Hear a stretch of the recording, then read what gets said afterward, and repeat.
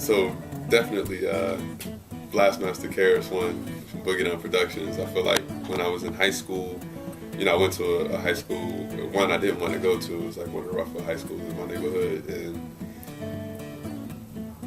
once I realized that I needed to be there, I felt like KRS-One came along right at that time. It's like the album Edutainment. And so like that, I feel like I really got drawn into that world, and so I started listening to all the Boogie Down Productions albums. I went and got the older ones, and I eagerly awaited the new ones. And then I also started listening to Gangstar, the Guru. So I think really just getting into that, and I got more into rap in general, rap music. But it was really a lot of it. Like I memorized pretty much most of those albums from that time period. So like I knew KRS-One really well.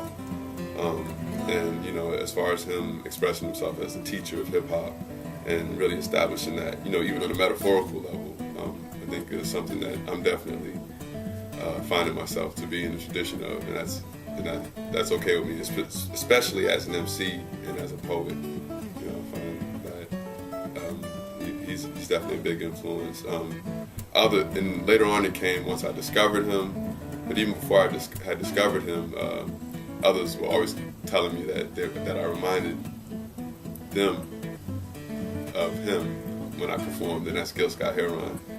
I have people say, "Oh, he's your father," it's your daddy, man. And then once I discovered the Last Poets and Gil Scott-Heron, I could see, and I embraced the, just the,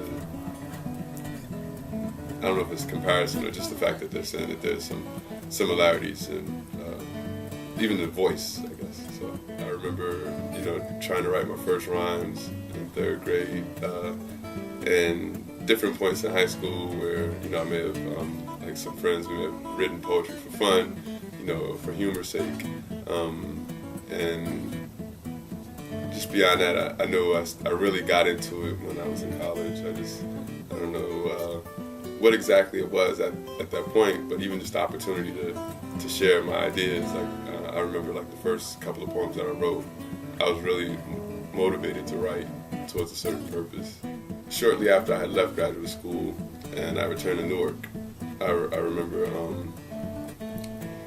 spending time helping my mother look after a younger cousin of mine, and so he and I were together, and for recreation we were making music. So I had made an instrumental and I sampled his voice on it, and I gave him the mic and I told him to say "Thank God for Hip Hop."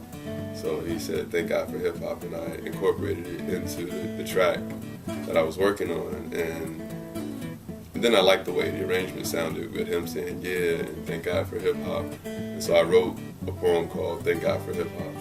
And so that really stands out. I would say it's like the first poem to music type experience. I'd say like the first piece that I mentioned, "Thank God for Hip Hop," the theme of that comes up a lot, and it's really just the theme of like finding your voice and using your voice. Like the refrain in that particular piece is "Thank God for Hip Hop," that gives the youth a chance to speak.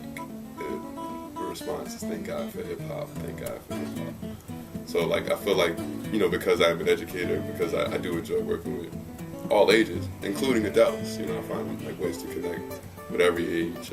I feel like part of, like if I did have a purpose in sharing music, that purpose would be to bridge the gap of understanding between ages as far as musical appreciation goes, and building that as a common base for communication. So I put the message out there like to youth that hip hop is a voice that you can use to creatively express yourself and to communicate with the world. And so I don't know, I feel like that's really like an ongoing message, it's a constant message in a lot of the music that I do, or the musical experiences that I create. So encourage others to speak up. Being an artist, like it's been a really good experience to be able to develop certain programs that we've developed here in Philly, and really gain exposure through the work that we've done at the African American Museum. It's through a lot of the workshops at the museum. Like one of the workshops that we do there, we've really developed a larger audience for, is our workshop Hip Hop Jazz Musicology. And that also gives you an idea of, one, how we think musically, but also how we connect that to just scholarship and appreciation for our culture and where we come from, and preserving those traditions of gospel, ring shouts, and blues, jazz, and how music, the story of music here in this country, and just all that comes with that, all that information. So it's been great being able to share that, over and over to audiences from throughout the world. People, have groups come from different countries as well as groups from different parts of the country, to come to the museum and experience culture. And the fact that we get to share hip-hop jazz with them and just over and over see,